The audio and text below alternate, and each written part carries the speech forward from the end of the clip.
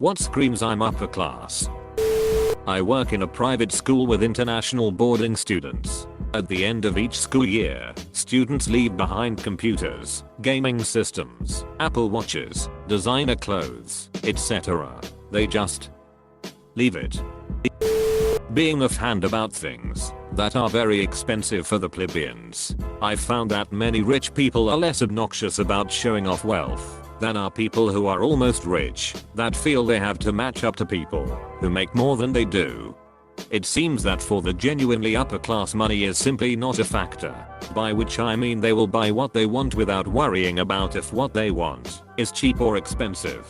If they are buying some wine, for example, they'll buy wine they think tastes nice. If that wine costs hundreds or more a bottle, so be it. If it's store brand plonk, so be it. They don't feel the need to buy the most expensive of whatever it is they are buying. Pulling up perfectly beautiful $100,000 floors to put in different $100,000 floors. I worked for folks who did this. I come from a rather wealthy family and I've noticed a pattern. They never say they're rich, they always say the exact same phrase. We live comfortably every time. I say I live comfortably, but I'm quite poor. I do live comfortable. I have enough food, a warm place to sleep, a car, appliances, and a bit of money to buy comic books. I get your point, but pointing out it can mean something different. I've slept on the floor, had no heat, no fridge, no stove, not enough to eat. This is very comfortable to me. Wearing tailor-fitted custom clothes. True wealth don't mess with labels and all the things lower class folks try to prove worth by wearing. Edit. Bespoke clothing was what I meant. Pre-coffee me forgot there was a word for what I was trying to describe. I just knew what it looks like and the type who wear it. Being a regular at the high-end restaurant. Guy I know eats there with his family every other day. Recommends the steak. It's $150 a plate. Your roommate's not understanding why one save leftovers. My parents both comes from homes where you don't waste anything. The grandparents lived on an island in the middle of the Baltic Sea during the rationing of WW2, and you couldn't just order more meat at a whim. But the mates complained about Tupperware cluttering the fridge, taking up place from cooling their waters and booze. Also not being able to get into their head that you could in fact be too low on cash not to be able to treat oneself with different actions or products. I've had roomers/co-workers that were definitely not upper class. In some cases they just barely qualified to be middle, if even that, but they hated leftovers and insisted on treating themselves to nails/hair/new outfits and going out almost every weekend. Some thought my leftovers were gross, and why don't I treat myself every weekend too? Yep. Some of the poorest people I know don't live very frugally. My ex's family refused to save leftovers and would cook way too much, so week 1 they'd be throwing away half a pot of chili, week 2 they'd be eating pudding cups for dinner because the grocery money was gone, and that was all that was left. It was incredibly frustrating to watch. Edit. Changing their habits wouldn't change the total amount of income they had to be not poor. It just made their lives a lot more comfortable. I know poor people who are frugal too. It's just a lot less obvious since they make wise choices with their money, but being frugal doesn't magically make you rich or anything. That depends on which country you are from. In the UK, being upper class is not about money, but having come from the right family. Being related to the Queen, or having a title.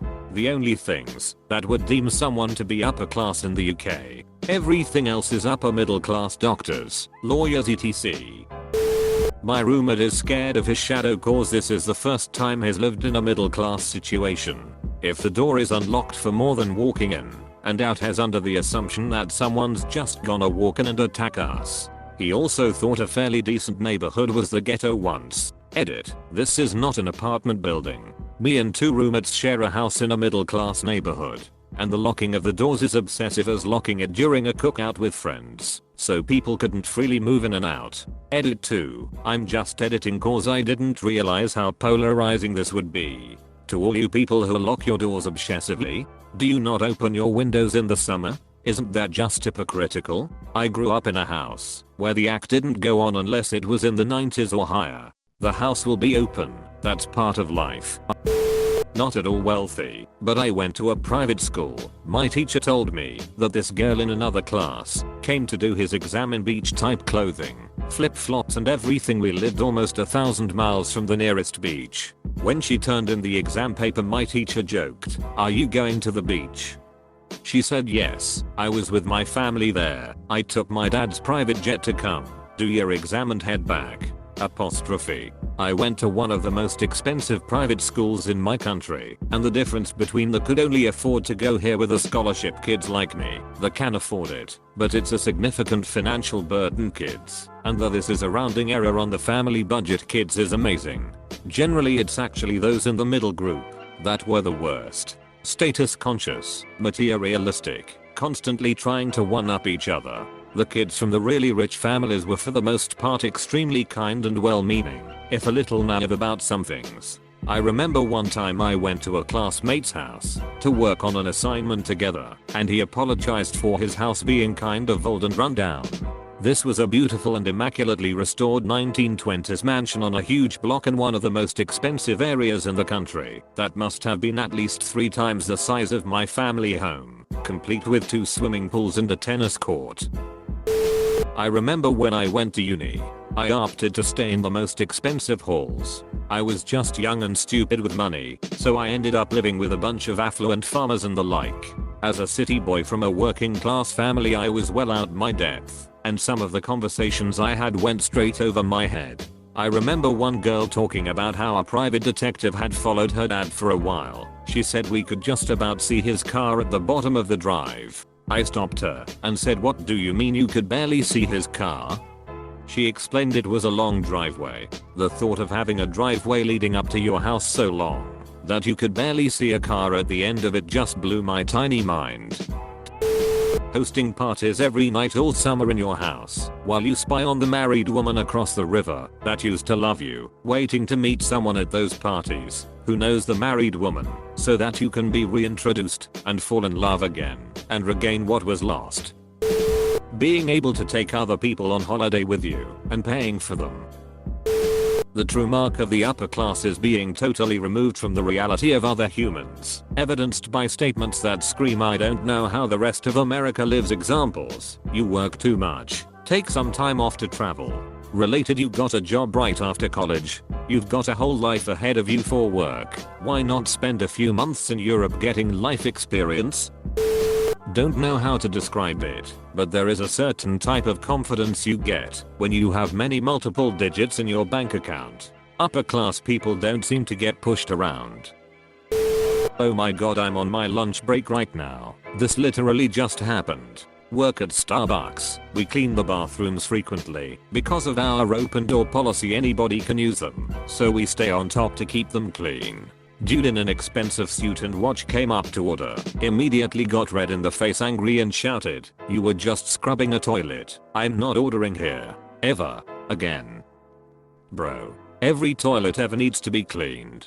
Every bathroom in every public space gets cleaned by an employee. We take sanitary conditions very seriously. It's not like I was fishing for turds with bare hands and then dunking my thumbs in your coffee. Would you rather nobody clean the bathroom ever? Did you think we had a separate guy who only cleans the bathroom? Seriously, dude.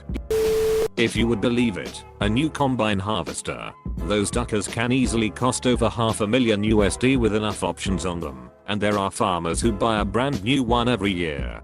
Taxes. Just like cars, they lose most of the dollar value immediately. So you use it 1 year and sell it to one of your other farms, taking a capital loss and other deductions, without having had to pay anything for maintenance/repair. Combined with the kickback you get from the dealership, it reduces your yearly cost to nearly nothing. My cousin from a poor family married into a very wealthy family. We are talking NBA regulation court, have US presidents over for dinner, donate $10 million to charities, wealthy. My cousin was engaged at the time of this incident. He's an honest dude and doesn't take handouts. His 98 Ford F-150 breaks down, so he's riding his bike to work. Fiance's father finds out and shows up unannounced at his work. Hands my cousin the keys to the brand new Tundra he bought 2 days ago. Cousin is overwhelmed, can't believe it. Cousin asks, why? And this is when my cousin realized they were wealthy. His future father-in-law tells him it's because my cousin loved his daughter before he knew about their money. And he finishes up with, plus I wanted a different one. Proceeds to walk across the parking lot and gets into even newer truck. 2. Fully tricked out Tundras, running about $70k each. In 3 days. No big deal, that man is humble as hell. If you met him, you'd never know his wealth, unless you went to his house.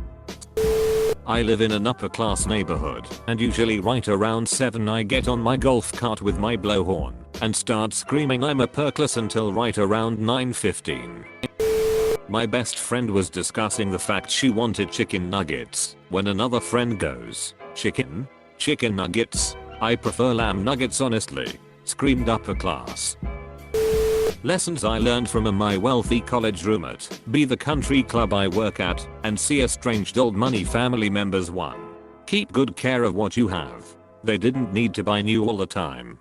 They invested in what they had to keep it in a pristine condition, and they rarely had to flaunt with the latest gadget. 2. More money in the bank. They rarely spent, unless in their business or education. Most of their money was stowed away in an account, trust, or long-term project. Money makes more money. 3. If you have to tell people you're rich, you're doing too much. Money should speak for itself, but more so, a person's ethics should speak louder. These folks are always hustling, and in a workaholic mindset. Very serious, very practical, and always looking 2 steps ahead. 4. Small but sincere company. They don't need a huge audience. Lots of these folks keep a quaint circle of trusted friends, and these relationships stretch for a long time. Neighbors of 20 years, golfing partner for 10, kids growing up together, etch. 5. A larger price tag doesn't mean it's better. Some of the stuff they had on them was dollar store quality, but they like bargains, and not having addition waste. So I'm a nanny, and I've worked for filthy rich people and just barely rich people. Filthy rich are less showy, BC they have nothing to prove. They are generally less stressed, BC they have nothing to worry about. They don't post shit on social media, BC they don't want to get robbed, lol. Although you best believe they have a top of the line security system installed. Just barely rich people like to post their meal subscription boxes and handbags on Instagram. Denying that you're upper class when you clearly are. As an example, speaking as a British person, ask the Princes William and Harry if they are upper class. I guarantee that they'll dodge the question. Nobody who is actually upper class will ever call themselves upper class, even if they are, as they are, basically the most obviously upper class people on the planet. They never will say it. Anyone who says they are upper class isn't. Edit. See also, being completely approachable and unpretentious, because you have absolutely nothing to prove. Edit 2. Again. Also, the old joke about seeing your doctor. You either say I'm seeing the doctor about my leg, or I'm seeing my doctor about the leg. That one speaks for itself. Literally. Lots of connections. In almost any industry, the people I know who are upper class, I know quite a few, because I went to a private girls' school, always have tons of connections. If they want to be a lawyer, oh, their godfather is a world-renowned one, and she can do work experience with him. A neuroscientist? No problem, that's her mom's childhood friend. A good example is my step-grandma, whose father was an Italian count. She went to Rodin and said she used to spend her summer holidays at her friend's house with Roald Dahl, who was the uncle of her friend. Also, I remember I had a friend whose father was in the Oxford Freemasons, which is basically the epitome of connections.